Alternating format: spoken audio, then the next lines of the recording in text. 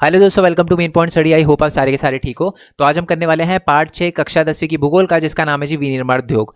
पूरा का पूरा चैप्टर हम एक वीडियो के अंदर कवर करने वाले हैं। इस चैप्टर के मोस्ट इंपॉर्टेंट क्वेश्चन भी मैं अपलोड करूंगा। अगर कर दिए होंगे तो उसका लिंक आपको नीचे डिस्क्रिप्शन में मिल जाएगा। चैप्टर कवर करने के बाद सबसे पहले उसके मोस्ट इंपॉर्टेंट क्वेश्चन करना, क्योंकि एग्जाम में चैप्टर कवर करने के बाद भी बच्चों को एग्जाम में दिक्कत आती है कि इस चैप्टर में से क्वेश्चन किस वे में बनेगा और उसका आंसर किस वे में करना है। तो मैं मोस्ट इंपॉर्टेंट क्वेश्चन की, ये देखो, ये आपको पीडीएफ दिख रही होगी, इसकी वीडियो भी मैं बनाऊंगा थोड़ी देर में। देखो सारे के सारे देख सकते हो आप, ये 2016, 18, 19, 2015 ऐसे किसी ना किसी एग्जाम में सारे के सारे क्वेश्चन आ रखे हैं। और आप देखोगे ना, ये जो इनके आंसर है ना, ये बेसिकली मैंने नोट्स के अंदर से ही जो है वो पिक्चर वगैरह को कट करके उसके अंदर लगाया है। ठीक है, चलो जी अब शुरुआत कर देते हैं। पर उससे पहले मैं बोल दूं कि अगर आपने हमारे चैनल को सब्सक्राइब नहीं किया मेन पॉइंट स्टडी को, तो कर लेना। और बाकी हमारा और भी चैनल है, जैसे कि मेन पॉइंट टेक, ठीक है, इस पर ज़्यादा जल्दी सब्सक्राइबर बढ़ रहे हैं। एंड ये कोई मेरे लिए कोई ज़्यादा आप कह सकते हो चौंकाने वाली बात नहीं थी, क्योंकि बेसिकली मैं इस पर ये बताता हूँ कि एक स्टूडेंट अर्न कैसे कर सकता है ना। आप फ़ोन से, क्योंकि आप देखो जॉब पे नहीं जा सकते, तो आप फ़ोन से एनिमेशन वीडियो बना के, है ना, लैपटॉप से एनिमेशन वीडियो बना के, आप यूट्यूब पर वेबसाइट वगैरह बना के, यूट्यूब चैनल बना के, दूसरे की वीडियो यूट्यूब पर कॉपी करके कैसे अर्न कर सकते हो। जैसे इसमें मैंने बताया बहुत सारे लोग डोरेमोन के एपिसोड वगैरह कॉपी करके अर्न करते हैं। मेरी पहली अर्निंग और भी बहुत सारी चीज़ें मैं इस पर बताता हूँ। तो आपने अगर ये चैनल अभी तक नहीं देखा तो देख लेना, ठीक है। और बाकी मेन पॉइंट स्टडी को भी सब्सक्राइब कर देना, हिंदी मीडियम वाले बच्चों के लिए तो खासकर बहुत ज़्यादा इंपॉर्टेंट चैनल है हमारा। और बाकी मेन पॉइंट गेमिंग और भरत कुमार खोरवाल, ये मेरा व्लॉगिंग चैनल है, एक बार देख लेना। जैसे कि मैं नैनीताल गया था और एक और बच्चा, जैसे साइंस स्ट्रीम में एक पर्सन है रिदम श्रीवास्तव, उनका 3814 रैंक आया था ऑल ओवर इंडिया। तो उनका भी इंटरव्यू वगैरह लिया था। तो मतलब पूरी की पूरी अलग अलग मैं जाता रहता हूँ कहीं भी, तो उसकी वीडियो वगैरह डालते रहता हूँ, देख लेना। अगर अच्छा लगे तो सब्सक्राइब कर लेना, ठीक है। चलो जी अब अपने चैप्टर पे आ जाते हैं, चैप्टर का शुरू कर देते हैं। थोड़ी देर में मैं ये भी बता दूंगा कि इसके नोट्स जैसे जिससे मैं वीडियो बना रहा हूँ वो आप कैसे डाउनलोड कर सकते हो, ठीक है। सबसे पहला तो क्वेश्चन है कि जी विनिर्माण क्या होता है, ठीक है। डेफिनेशन से स्टार्ट करते हैं। तो कच्चे पदार्थ को मूल्यवान उत्पाद में परिवर्तित कर अधिक मात्रा में वस्तु का उत्पादन को विनिर्माण या वस्तु निर्माण कहा जाता है। जब आप रॉ मटेरियल को वैल्यूएबल गुड्स में यानी मूल्यवान वस्तु में अधिक मात्रा में कन्वर्ट करते हो तो उसको हम विनिर्माण उद्योग कहते हैं या वस्तु का निर्माण कहते हैं, ठीक है। जैसे कि मान लो आपने क्या किया, देखो, और बड़ी मात्रा में याद रखना, अगर आप अपने घर के अंदर गन्ने से चीनी बनाते हो ना, तो वो विनिर्माण उद्योग नहीं कहला पाएगा, क्योंकि आप 1 गन्ना, 2 गन्ना, 3 गन्ना, 4 गन्ना, 5 गन्ना, 1 किलो, 10 किलो ऐसे करोगे। बट फैक्ट्रियों के अंदर क्या होता है, बहुत बड़े लेवल पे गन्ने को चीनी में कन्वर्ट किया जाता है, तो इसको कहते हैं विनिर्माण उद्योग। तो फैक्ट्री के अंदर जो गन्ने से चीनी बनाई जाती है वो होता है विनिर्माण उद्योग, क्योंकि वो अधिक मात्रा में होता है। तो वही कच्चे माल को मूल्यवान वस्तु में जब अधिक मात्रा में कन्वर्ट किया जाता है उसी को कहते हैं विनिर्माण उद्योग या वस्तु का विनिर्माण। तो एग्जांपल दे रखा है, ठीक है। जब आप गन्ने को चीनी बनाते हो, जब बड़ी फैक्ट्री में बनाते हो, तो उसको कहते हैं हम विनिर्माण उद्योग, ठीक है। आपको पता है कि विनिर्माण जो होता है वो द्वितीयक क्रिया में आता है, पता है ना, 3 क्रिया होती है, प्राथमिक क्रिया, द्वितीयक क्रिया, तृतीयक क्रिया। प्राथमिक क्रिया में कृषि आता है, विनिर्माण जो आता है वो आपका द्वितीयक क्रिया में आता है, और तृतीयक क्षेत्र में हमारा सेवा क्षेत्र आता है, जैसे डॉक्टर, इंजीनियर, टीचर, है ना। किसी भी देश की आर्थिक उन्नति विनिर्माण उद्योग के विकास से मापी जाती है। देखो, जो देश ज़्यादा विनिर्माण करता है ना, जिस देश में ज़्यादा फैक्ट्री होती है, जो देश ज़्यादा चीज़ें बना पाता है, उसी को हम क्या मानते हैं, ज़्यादा विकसित मानते हैं, ठीक है। अब इसी से एक नीचे क्वेश्चन आता है, और ये बहुत ज़्यादा इंपॉर्टेंट क्वेश्चन है। मोस्ट इंपॉर्टेंट क्वेश्चन वाली पीडीएफ के अंदर भी देखो सेकंड क्वेश्चन यही दे रखा होगा, मैं दिखा देता हूँ आपको, ठीक है। विनिर्माण उद्योग किसी ये सारे के सारा क्वेश्चन वही है, ठीक है। ये अलग अलग उसमें पूछा गया, बट यही है कि विनिर्माण उद्योग क्या है और इससे आर्थिक विकास की रीढ़ क्यों माना जाता है। उदाहरण देके बताइए, 2011 में, 16 में, और भी बहुत सारे एग्जाम के अंदर ये पूछा गया है। तो वही लिखा हुआ है कि विनिर्माण उद्योग सामान्यतः विकास तथा आर्थिक विकास की रीढ़ समझा जाता है, क्यों। तो इसमें सीधा आपको बताना है कि विनिर्माण जो उद्योग होते हैं, फैक्ट्री वगैरह होती है, मैं फैक्ट्री बोल दूं विनिर्माण उद्योग की जगह, थोड़ा सा सिंपल रहेगा आपके लिए, है ना। तो उद्योग ही होते हैं, जो फैक्ट्री होती है, उनके क्या क्या फायदे होते हैं, ठीक है। तो पहली बात तो यही लिखी हुई है कि विनिर्माण को हमारे विकास का रीढ़ इसलिए समझा जाता है क्योंकि पहली बात तो है कि इससे कृषि को फायदा होता है, यानी कृषि को आधुनिक बनाने में मदद मिलती है। जैसे देखो फैक्ट्री के अंदर क्या बनता है, ट्रैक्टर, टूल, है ना, मशीन वगैरह बनती है, जो कि हमारे खेतों में यूज होती है, जिससे खेतों का या मैं कहूँ कृषि का फायदा होता है। तो एक तो इसलिए विनिर्माण उद्योग इंपॉर्टेंट है। दूसरा है कि इससे ना कृषि से निर्भरता कम होती है लोगों की। देखो ज्यादातर लोग आपको पता है कृषि के अंदर जॉब वगैरह करते हैं, किसानी वगैरह करते हैं, बट विनिर्माण उद्योग यानी फैक्ट्री वगैरह क्या होती है, लोगों को कृषि से निकालकर दूसरे यानी फैक्ट्री वगैरह में भी जॉब मिलती है, तो इससे फायदा होता है, लोगों की बेरोजगारी खत्म होती है और लोगों की गरीबी भी खत्म होती है, ठीक है। तीसरा पॉइंट है कि उद्योग की स्थापना से पिछड़े क्षेत्रों में क्षेत्रीय असमानताओं को कम किया जा सकता है, यानी अगर आप गांव वाले इलाकों में फैक्ट्री वगैरह लगाना शुरू करोगे तो उस एरिया का डेवलपमेंट होना शुरू हो जाएगा, यानी वो पिछड़ा इलाका के अंदर जो है क्षेत्रीय असमानता खत्म होने लगेगी, वो थोड़ा डेवलप होने लगेगा। तो ये फायदा होता है उद्योग का या विनिर्माण उद्योग का। नेक्स्ट है कि विनिर्माण द्वारा उत्पादित वस्तुओं से निर्यात बढ़ता है, जिससे विदेशी मुद्रा की प्राप्ति होती है। इसका मतलब है कि जैसे जैसे हम जो जो फैक्ट्रियों के अंदर चीजें बनाते हैं जब दूसरे देश के अंदर भेजना शुरू करते हैं तो उससे क्या आता है, फॉरेन करेंसी यानी फॉरेन एक्सचेंज आता है, विदेशी मुद्रा आती है। आप अमेरिका में कुछ भेजते हो तो क्या आता है, डॉलर आता है। ठीक है, तो इसका मतलब क्या है, उद्योगों से यानी विनिर्माण उद्योग से हमें क्या मिलता है, विदेशी मुद्रा मिलती है। ठीक है, और साथ ही में वह देश ही विकसित माना जाता है जो कच्चे माल को विभिन्न तथा अधिक मूल्यवान तैयार माल में विनिर्मित करते हैं। ठीक है, भारत के विकास के लिए विविध और शीघ्र औद्योगिक विकास की जरूरत है। ठीक है, जो देश ज़्यादा जल्दी कच्चे माल को वैल्यूएबल गुड्स में या मैं कहूँ मूल्यवान वस्तु में कन्वर्ट कर पाता है ना, उसको ज़्यादा विकसित माना जाता है। जैसे कि चाइना को ज़्यादा विकसित माना जाता है क्योंकि वो बहुत बड़े लेवल पर कच्चे माल को मूल्यवान वस्तु में कन्वर्ट कर पाता है। ठीक है जी, क्लियर हो गया। मोस्ट इंपॉर्टेंट क्वेश्चन है, करना ही करना है लर्न। नेक्स्ट वाले उस पर आते हैं टॉपिक पे, कृषि और उद्योग। मैं आपको बता दूं कृषि और उद्योग है ना, क्वेश्चन यही आता है कृषि और उद्योग एक दूसरे पर आश्रित है। ठीक है, अब देखो कैसे। कृषि के अंदर खेती करने में हम किन किन चीज़ों का यूज़ करते हैं, ट्रैक्टर वगैरह का यूज़ करते हैं, मशीनों का, टूल का यूज़ करते हैं, और ये सारे के सारे कहाँ बनते हैं, उद्योग में। तो इसका मतलब कृषि कहीं ना कहीं अपने सामान के लिए किस पे डिपेंडेंट है, उद्योग पे यानी फैक्ट्रीज पे। और फैक्ट्रीज भी एक तरह से कृषि पर डिपेंडेंट है। कैसे, फैक्ट्री अपना सामान बनाकर कहाँ बेचती है, खेतों में ही तो बेचती है। अगर ट्रैक्टर वगैरह वो बनाएगी तो कहाँ बेचेगी, अगर वो टूल्स वगैरह बनाएगी, हल वगैरह बनाएगी, कहाँ बेचेगी, कृषि में। तो इसलिए एक दूसरे पर आश्रित है, यही बात लिखी हुई है। तो आप ये रीड कर सकते हो कि किसान जो होता है वो सिंचाई के पंप, उर्वरक यानी वो फर्टिलाइजर वगैरह, कीटनाशक दवाइयाँ है ना, प्लास्टिक के पाइप, इन सब के लिए किस पे, उद्योगों पर निर्भर होता है। और उद्योग भी अपनी वस्तुओं को बेचने के लिए कृषि पर निर्भर होता है। तो अगर आपको आए कि दोनों एक दूसरे पर निर्भर है, बताइए, तो पूरा का पूरा यही आंसर लिखना है। ठीक है, भारतीय अर्थव्यवस्था में उद्योग का क्या योगदान है, तो मैं आपको बता दूं कि भारत के अंदर है ना, अगर हम भारत की जीडीपी जिसको बोलते हैं हिंदी में सकल घरेलू उत्पाद, अगर सकल घरेलू उत्पाद में देखें ना तो उद्योगों का योगदान है 27%। उसमें से जो 27% उद्योग है ना वो है विनिर्माण उद्योग। आपको ये भी बात पता होनी चाहिए, उद्योग भी दो प्रकार के होते हैं। एक होता है विनिर्माण उद्योग जिसमें चीज़ों को बनाया जाता है, जैसे कि मान लो मैं आपको एग्जांपल देता हूँ, जूते बनाने वाली फैक्ट्री, वो किस में आएगा, वो विनिर्माण उद्योग में आएगा। कैसे, आप पहले जूता नहीं था, आपने क्या करा, सारी की सारी चीज़ें लेकर फिर जूता बनाया, तो वो विनिर्माण उद्योग में आता है। पर जमीन से खनिज निकालना, खनिज का खनन वगैरह, ये किस में आता है, ये आता है आपका विनिर्माण उद्योग में नहीं आता है, सिर्फ उद्योग में आता है। ठीक है, खनन उद्योग में आता है। ठीक है, तो भारत में पूरे उद्योग का योगदान 27% है, जिसमें से सिर्फ और सिर्फ 17% जो है वो विनिर्माण उद्योग का पार्टिसिपेशन है, योगदान है। ठीक है, जो दूसरे देश होते हैं ना, जैसे कि आपके पूर्वी एशियाई के देश होते हैं, उसमें ये 25 to 35% है। यानी देखो हमारा सिर्फ 17% है विनिर्माण उद्योग का पार्टिसिपेशन, बट दूसरे देशों में 25 से 35% होता है, जो कि बहुत ज़्यादा है। ठीक है, अब क्या भारत की सरकार ने हमारे 17% को 25 से 35 लाने के लिए कुछ किया है, बिल्कुल किया है। भारत की सरकार ने बेसिकली एक एजेंसी बनाई है, एक काउंसिल बनाया जिसका नाम है नेशनल मैन्युफैक्चरिंग कॉम्पिटिटिवनेस काउंसिल, जिसको हिंदी में कहते हैं हम राष्ट्रीय विनिर्माण प्रतिस्पर्धा परिषद। ठीक है, फुल फॉर्म आ सकती है एग्जाम में कि NMCC की फुल फॉर्म बताओ। ठीक है, जिसको हमारे विनिर्माण उद्योग को बढ़ाने के लिए बनाया गया है जिस परिषद को, तो उसका नाम है MNCC यानी नेशनल मैन्युफैक्चरिंग कॉम्पिटिटिवनेस काउंसिल। ठीक है, अब आते हैं औद्योगिक अवस्थिति। ठीक है, इसका क्या मतलब है, उद्योग लगाने से पहले एक बिजनेसमैन कौन कौन सी चीजों को अपने दिमाग में रखता है, उसी को कहते हैं औद्योगिक अवस्थिति। इसका मतलब है, आप खुद समझो, मान लो आप बिजनेसमैन हो, आप एक फैक्ट्री लगाना चाहते हो, तो अपने दिमाग में आप क्या क्या बात ध्यान में रखोगे। सबसे पहले तो आप ये चीज ध्यान में रखोगे कि कच्चे माल की उपलब्धता हो। ठीक है, इसका मतलब आप फैक्ट्री उसी जगह पर लगाओगे जहां पर आपको कच्चा माल बहुत आसानी से उपलब्ध हो जाए। दूसरा है श्रमिक वगैरह का मतलब क्या है कि वहां पर आपको चीप लेबर मिल जाए, सस्ते से सस्ते रुपए में, कम से कम रुपए में लोग काम करने के लिए रेडी हो जाए। दूसरा है पूंजी, आपको पूंजी वगैरह मिल जाए, यानी आपका मतलब बिजनेस वगैरह सेटअप करने के लिए लोन वगैरह चाहिए हो, तो आप ऐसी जगह पर ही प्लांट लगाना चाहोगे जहां पर क्या हो कि आपको बैंक वगैरह से लोन वगैरह मिल जाए, यानी वहाँ पर बैंक वगैरह हो। और नेक्स्ट पॉइंट है शक्ति के साधन का मतलब है आप ऐसी जगह ही फैक्ट्री लगाना पसंद करोगे जहाँ पर क्या हो 24/7 इलेक्ट्रिसिटी आती हो। और नेक्स्ट पॉइंट है कि बाजार आदि भी उपलब्ध हो। इसका मतलब है कि जो भी सामान आप बना रहे हो वो वहाँ पर सामान खरीदने वाले लोग भी हों। ठीक है, तो यही सारी की सारी चीज़ें बेसिकली एक पर्सन जो है वो अपने दिमाग में रखता है जब भी वो औद्योगिक अवस्थिति की बात करता है।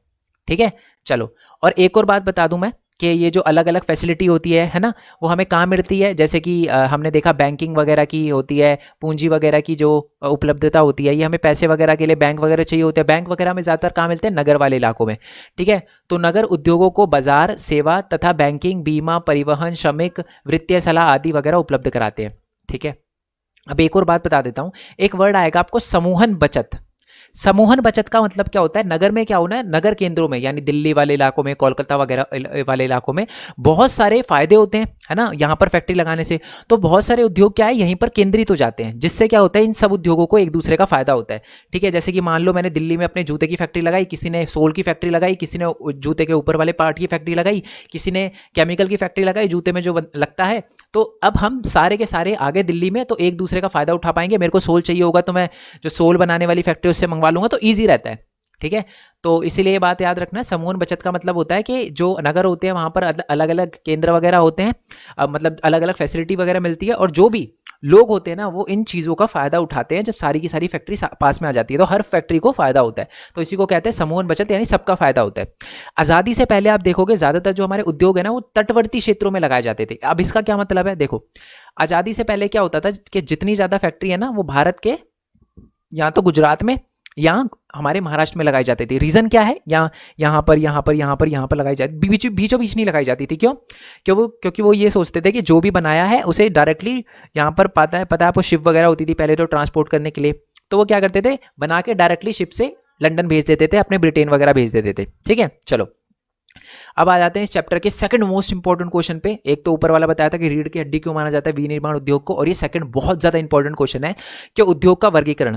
उद्योग को मैं आपको बता दूं ऑलमोस्ट 4-5 टाइप से बांटा गया है। पहले तो बांटा गया है कच्चे माल के स्रोत के आधार पर, यानी कच्चा माल कहां से आता है। देखो, अगर कच्चा माल खेतों से आता है ना, तो उसको हम कहेंगे कृषि आधारित उद्योग। जैसे कि चीनी बनाने की फैक्ट्री, चीनी के लिए कच्चा माल क्या होता है, गन्ना कहां से आता है, खेतों से, तो वो एक कृषि आधारित उद्योग है। कॉटन का कपड़े बनाने की फैक्ट्री, है ना, तो कपास का यानी कॉटन के जो कपड़े होते हैं उसके लिए क्या चाहिए, कपास। रुई कहां से आती है, खेतों से, खेतों में उगती है ना रुई, तो वो क्या है, कृषि आधारित उद्योग है। ठीक है, उदाहरण सूती कपड़ा, चीनी उद्योग, पटसन उद्योग, ये सारी चीजें। पटसन का मतलब होता है जूट, गोल्डन फाइबर भी जिसको कहा जाता है। ठीक है, चलो अब आते हैं खनिज आधारित उद्योग। खनिज आधारित उद्योग वो होते हैं जिनका कच्चा माल खेतों से नहीं आता, जो जमीन से खोद कर निकाला जाता है। उदाहरण के लिए आपका खनिज हो गया और धातु इस्पात वगैरह हो गया, यानी लोहा वगैरह हो गया है। ठीक है, तो लोहा वगैरह जैसे कि कोई फैक्ट्री है, आयरन एंड स्टील इंडस्ट्री है, कोई लोहा और इस्पात का उद्योग है, सीमेंट इंडस्ट्री है, ऑटोमोबाइल यानी कार वाला उद्योग है ना। तो इन सब के लिए क्या चाहिए आपको, लोहा वगैरह चाहिए, स्टील वगैरह चाहिए। कहाँ से आता है, खेतों में उगता नहीं, जमीन के अंदर से निकाला जाता है। तो जो जिनका कच्चा माल जमीनों से निकाला जाता है उसको कहते हैं खनिज आधारित उद्योग। ठीक है, अब आ जाते हैं जी नेक्स्ट वाले टॉपिक पे कि प्रमुख भूमिका के आधार पर। अभी वो हमने ऊपर देखा था किसके आधार पर, ऊपर हमने देखा था बेसिकली कच्चा माल कहाँ से आता है उसके आधार पर। अब हम देखेंगे प्रमुख भूमिका के आधार पर। तो मैं आपको बता दूं, दो प्रमुख भूमिका के आधार पर दो टाइप की फैक्ट्रियाँ होती है, दो टाइप के उद्योग होते हैं। एक तो होते हैं आधारभूत उद्योग और एक होते हैं उपभोक्ता उद्योग। पहले उपभोक्ता उद्योग देख लेते हैं। सिंपल, वो उद्योग जो अपना सामान जो भी वो बनाते हैं वो डायरेक्टली जब लोगों के पास बिकने के लिए जाता है तो उसको हम कहते हैं उपभोक्ता उद्योग, जो उपभोक्ता के लिए बनाए जाते हैं डायरेक्टली। एग्जाम्पल मान लो दंत मंजन, कोलगेट, पेप्सोडेंट, कागज, चीनी, पंखे, सिलाई मशीन, ये किसके पास जाती है, लोगों के पास बिकने के लिए जाती है ना। टूथपेस्ट, अब डायरेक्टली जो भी टूथपेस्ट बनाने वाली कंपनियां वो लोगों के पास बेचेगी, है ना, तो उसको कहते हैं हम उपभोक्ता उद्योग। ओके, और कुछ ऐसे भी उद्योग होते हैं जो भी बनाते हैं ना वो बेसिकली डायरेक्टली लोगों के पास नहीं दूसरे उद्योग के पास बिकने के लिए जाता है। अब आप बोलोगे सर इसका क्या मतलब है, इसका मतलब मैं समझाता हूँ। जैसे उद्योग है, जैसे मान लो कि लोहा इस्पात उद्योग है, एक आयरन की इंडस्ट्री है, आयरन की कोई फैक्ट्री है या स्टील की कोई फैक्ट्री है। अब स्टील का डायरेक्टली लोगों के पास बिकने के लिए जाता है, द आंसर इज नो। आपने कभी 10,000 किलो स्टील खरीदा, नहीं खरीदा ना। तो स्टील एक्चुअल में दूसरी फैक्ट्रियों में यूज होता है। किस फैक्ट्री में, जैसे कार बनाने वाली फैक्ट्री, मशीन बनाने वाली फैक्ट्री, बर्तन बनाने वाली फैक्ट्री स्टील का यूज करती है। तो आयरन एंड इस्पात उद्योग क्या है, जो आयरन एंड इस्पात उद्योग एक आधारभूत उद्योग है। आधारभूत उद्योग वो होते हैं जिनके उत्पादन, ठीक है, दूसरे किसी फैक्ट्री में कच्चे माल की तरह यूज होते हो, ठीक है, जिनके उत्पादन या कच्चे माल पर दूसरे उद्योग निर्भर होते हैं। ठीक है, जो भी, जैसे कि मान लो कार की इंडस्ट्री किस पे डिपेंड है कि आयरन की, यानी लोहे की इस्पात जो है, लोहे की जो फैक्ट्री है वो कितना आयरन प्रोड्यूस कर पाती है। और वो अब कार बनाने के लिए आपको क्या चाहिए, लोहा, तो लोहे वाली फैक्ट्री पे एक तरह से कार का मैन्युफैक्चरर डिपेंड है। तो यही बात लिखी हुई है। ठीक है, चलो नेक्स्ट है कि पूंजी के निवेश के आधार पर। बड़ा सिंपल है, 1 करोड़ से अगर कम आपने लगाए हैं किसी फैक्ट्री के अंदर तो उसको कहेंगे हम लघु उद्योग। 1 करोड़ से ज़्यादा लगाया है तो उसको कहेंगे बड़े उद्योग। जैसे कि मैं आपको बताऊं, जैसे टॉय इंडस्ट्री, टॉय यानी खिलौने की इंडस्ट्री, खिलौने जो होते हैं वो एक लघु उद्योग है, 1 करोड़ से कम में ही टॉय की एक बढ़िया कंपनी लग जाती है। अगर हम बड़े उद्योग की बात करें तो जैसे कार में तो आपको पता है 6-7 कार मिलाकर ही 1 करोड़ की हो जाती है। तो कार बनाने वाली अगर आपको फैक्ट्री खोलनी है तो 10-20 करोड़ रुपए लगेंगे, ज़्यादा ही लगेंगे, 10-20 हज़ार करोड़ भी लग सकते हैं। तो वो क्या है, एक बड़ा उद्योग है। स्वामित्व के आधार पे कि वो फैक्ट्री किसकी है, सिंपल है। अगर वो फैक्ट्री सरकार की है तो वो कहेंगे हम सार्वजनिक क्षेत्र के उद्योग, ठीक है। जैसे कि एग्जाम्पल है भेल, जिसको हम कहते हैं भारतीय हैवी इलेक्ट्रॉनिक लिमिटेड। भारतीय यानी भारतीय आपका हैवी इलेक्ट्रॉनिक लिमिटेड, भेल। और सेल भी है, सेल की फुल फॉर्म आप मेरे को नीचे कमेंट बॉक्स में बताना अगर आपको पता है तो, वैसे इसके बारे में हम बात करेंगे, नीचे भी आने वाला सेल। तो वो फैक्ट्री जो कि सरकार के कंट्रोल में होती है, सरकार जिसको चलाती है उसको कहते हैं सार्वजनिक क्षेत्र उद्योग। कुछ होते हैं निजी क्षेत्र उद्योग, निजी उद्योग जिनको कहा जाता है, जिनके मालिक है ना सरकार नहीं होती, नॉर्मल लोग होते हैं। जैसे कि रिलायंस का मालिक कौन है, अंबानी कौन है, एक पर्टिकुलर पर्सन है ना। तो बेसिकली वह उद्योग जिनका स्वामित्व या संचालन एक व्यक्ति या लोगों के समूह करते हैं उनको हम कहते हैं निजी उद्योग। जैसे कि TISCO, Tata iron and steel company limited, इनके मालिक कौन है, रतन टाटा, ठीक है। ऑयल इंडिया, बजाज ऑटो यानी बजाज के जो ऑटो होते हैं वो किसके मालिक कौन है, बजाज है। डाबर उद्योग, वो भी कोई एक पर्सन ही है उसका मालिक। तो वो ये क्या है, निजी उद्योग। दूसरे होते हैं जी संयुक्त उद्योग। संयुक्त उद्योग वो होते हैं जिनको सरकार और नॉर्मल लोग यानी प्राइवेट लोग दोनों मिलकर चलाते हैं, निजी लोग मिलकर चलाते हैं। जैसे कि oil India limited, oil India में सरकार का भी कुछ पार्टिसिपेशन है और नॉर्मल लोगों ने भी उसके कुछ शेयर खरीद रखे हैं, तो होता है संयुक्त उद्योग, ठीक है। जैसे कि एग्जांपल दे देता हूं, वैसे इसका विनिर्माण उद्योग से कोई लेना देना नहीं है। जैसे दिल्ली में मेट्रो चलती है, मेट्रो में सरकार का भी कुछ पार्टिसिपेशन है और प्राइवेट लोगों का भी कुछ पार्टिसिपेशन है, उन्होंने भी बेसिकली मेट्रो को थोड़ा बहुत पार्ट में खरीद रखा है। तो ये दोनों के दोनों क्या है, ये एक संयुक्त उद्योग है। वैसे तो उद्योग तो नहीं कहेंगे उसको, बट एक एग्जांपल है, समझ गए आप। जैसे ऑयल इंडिया लिमिटेड में कुछ परसेंटेज जो है वो सरकार का है, कुछ परसेंटेज जो है वो बड़े बड़े बिजनेसमैन का, तो वो क्या है, एक संयुक्त उद्योग है।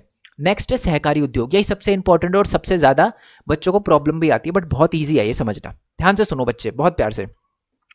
वो उद्योग जो वो लोग चलाते हैं जो कच्चा माल बनाते हैं, वो उद्योग जो वही चलाते हैं जो कच्चा माल उगाते हैं, उसी को कहते हैं सहकारी उद्योग। सर क्या लाइन बोल दी, ढंग से समझाओ, सुनो ढंग से। मान लो मैं गन्ना उगाता हूं, ठीक है, मैं गन्ना उगाता हूं, ठीक है, और मैंने ही चीनी की फैक्ट्री भी खोल ली, तो जो चीनी की फैक्ट्री है ना वो सहकारी उद्योग है। क्यों सर, क्योंकि देखो वो फैक्ट्री जिनका रॉ मटेरियल, जिनका कच्चा माल, मतलब एक फैक्ट्री जिसका मालिक कच्चा माल उगाता है, उसी को हम कहते हैं सहकारी उद्योग। ये चीनी की मिल किसकी है, मेरी है। और बेसिकली चीनी की मिल के लिए हमें क्या चाहिए, कच्चा माल क्या है, वो हमारा गन्ना किसने उगाया, कहाँ से आ रहा है, मेरे खेतों से ही तो आ रहा है, ठीक है। तो वो उद्योग जो कि वही बंदे चलाते हैं जिनकी फैक्ट्री वगैरह होती है, ठीक है, यानी वो उद्योग जो बेसिकली जिनके मालिक ही कच्चा माल लेकर आते हैं, कच्चा माल उगाते हैं, उसी को हम कहते हैं सहकारी उद्योग। डेफिनेशन पढ़ लेते हैं। जिन उद्योगों का स्वामित्व कच्चे माल की पूर्ति करने वाले उत्पादकों, श्रमिकों या दोनों के हाथों में होता है, उनको हम कहते हैं जी सहकारी उद्योग, ठीक है।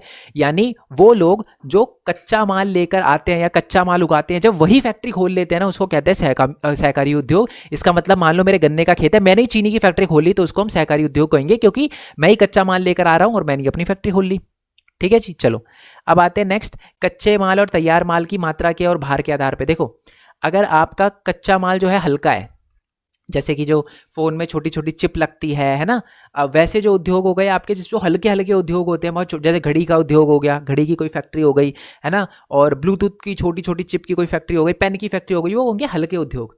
और जो बड़ी बड़ी कार की फैक्ट्री हो गई, ये क्या है, ये बेसिकली भारी उद्योग होते हैं, जिनका जो रॉ मटेरियल होता है और जो फिनिश गुड्स होता है, यानी जो भी चीज़ें बन के रेडी हो जाती है, तैयार माल होता है जो वो भारी होता है, उसको हम कहते हैं भारी उद्योग। ये तो सिंपल है। अब आ जाते हैं जी नेक्स्ट क्वेश्चन पे, ठीक है। कृषि आधारित उद्योग। अब देखो अब हम पढ़ेंगे कृषि आधारित उद्योग पे। कृषि आधारित उद्योग कौन से होते हैं, वो उद्योग जिनका कच्चा माल खेतों से आता है, उनको कहते हैं कृषि आधारित उद्योग। जैसे कि वस्त्र उद्योग, और वस्त्र में भी कौन सा, वस्त्र में भी आपका देखा जाए तो कॉटन के कपड़े है ना, जूट को कहते हैं पटसन कहते हैं, ठीक है, पटसन।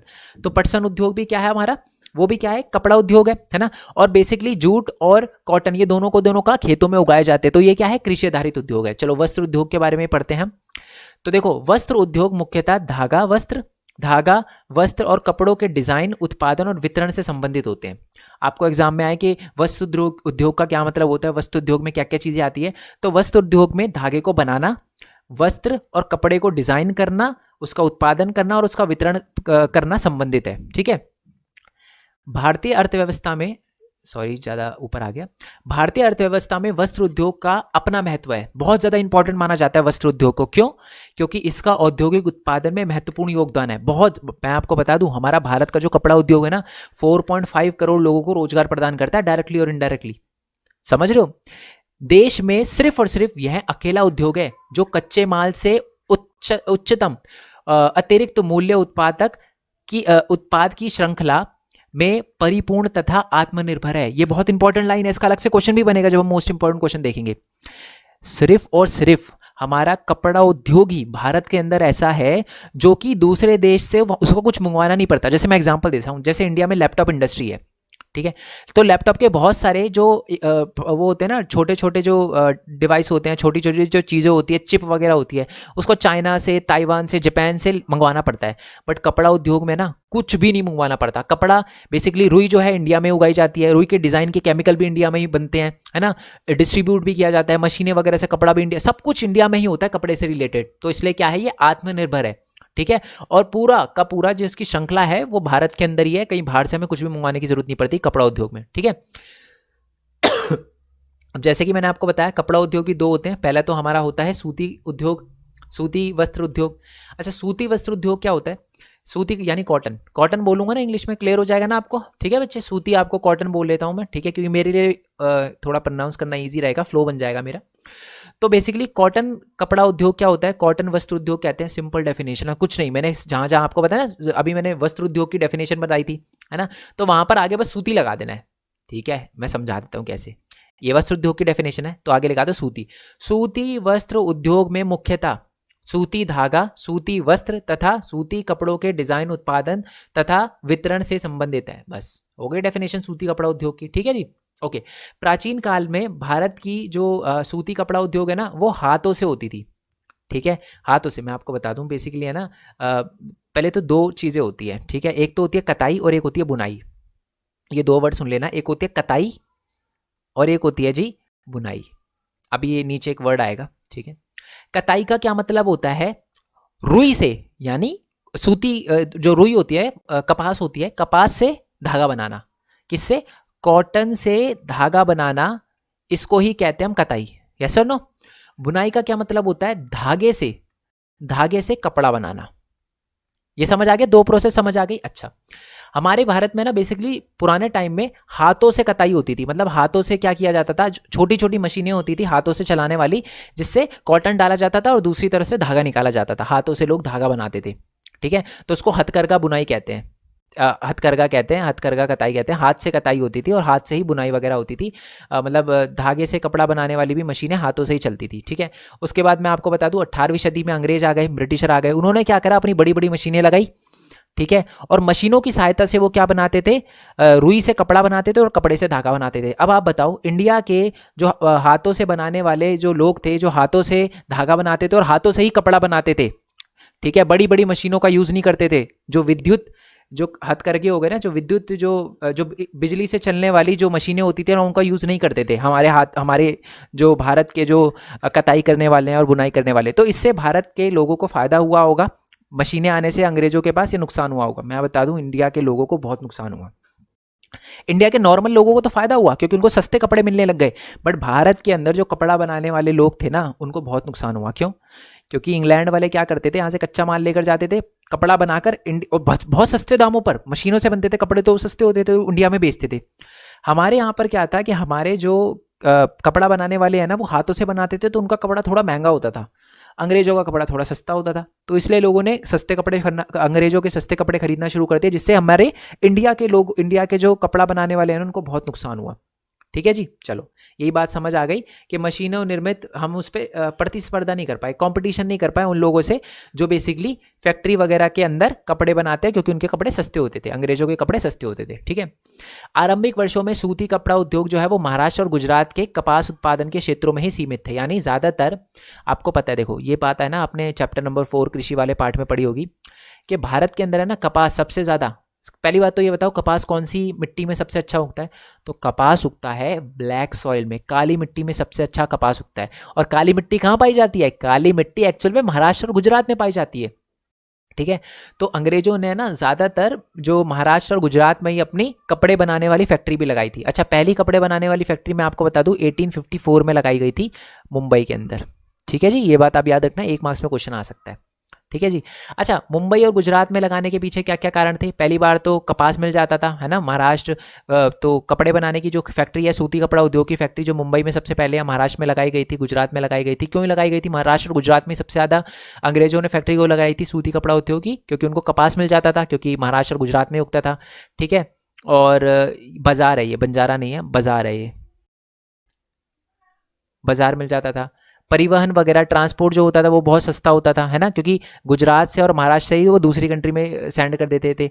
पतनों की समीपता, पतनों का मतलब वही होता है, पतन का मतलब होता है वो जो पोर्ट होता है ना, पोर्ट, बंदरगाह, बंदरगाह जिसे बोलते हैं, तो बंदरगाह भी पास होते थे जिससे वो लंदन वगैरह भेजते थे। श्रम, यानी जो लोग हैं महाराष्ट्र और गुजरात के अंदर सस्ते दामों पर काम करने के लिए रेडी हो जाते थे फैक्ट्री में।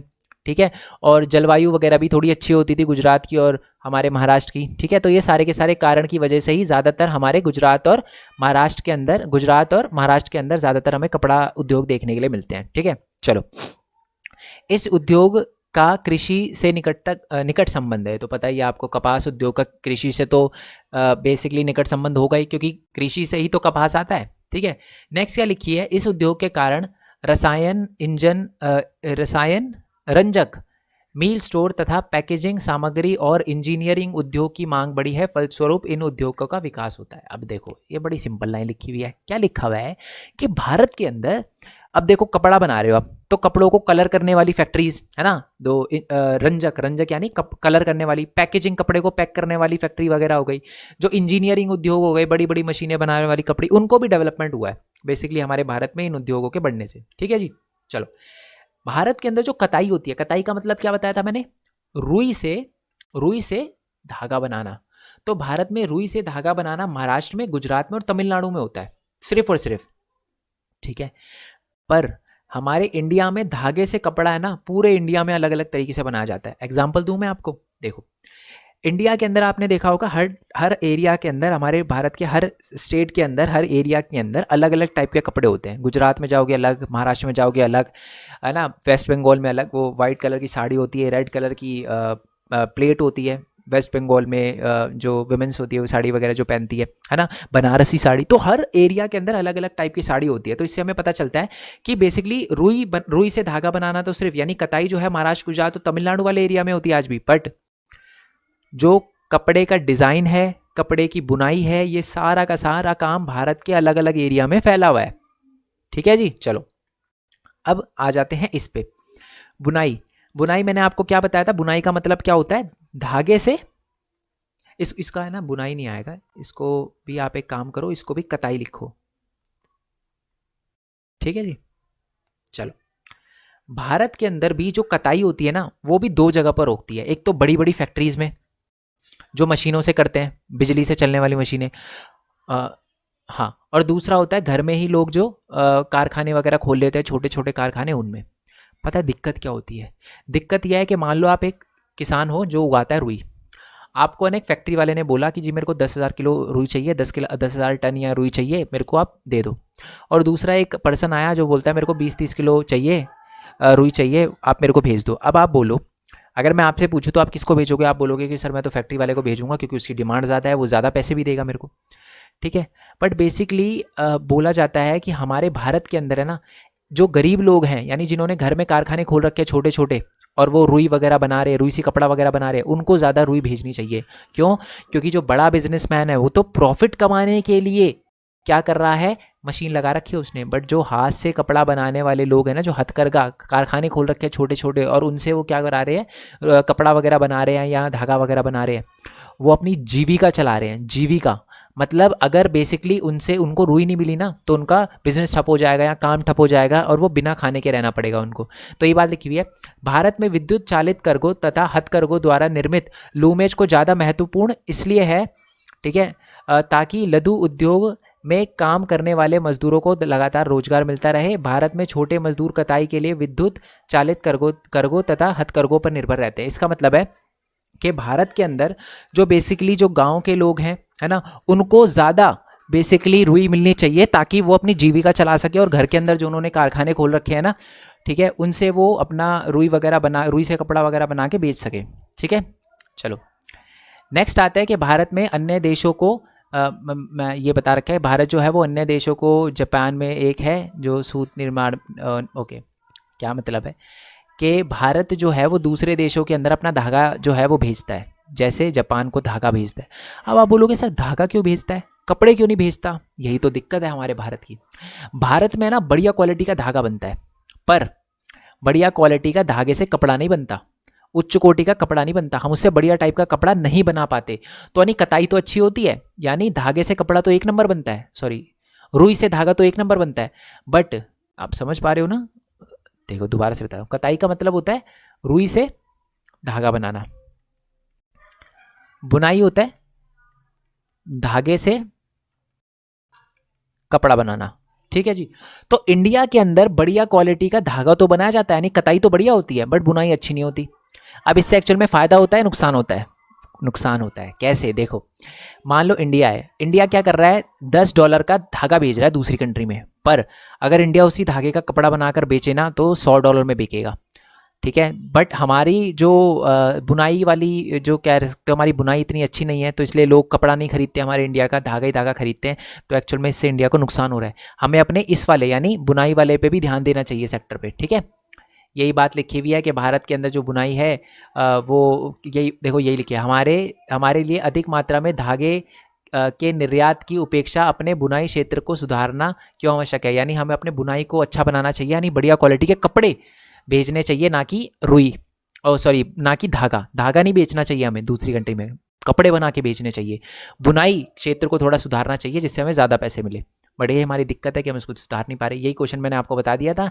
मुंबई के अंदर, भारत के अंदर सबसे पहले सूती कपड़ा उद्योग 1854 के अंदर लगाई गई थी। ठीक है, अब हमारा सूती कपड़ा उद्योग क्या क्या प्रॉब्लम फेस कर रहा है? पहली तो पुरानी मशीनें हैं, ठीक है, और अनियमित बिजली की आपूर्ति, 24 घंटे बिजली नहीं आती, हमारा सूती कपड़ा उद्योग को ये प्रॉब्लम है।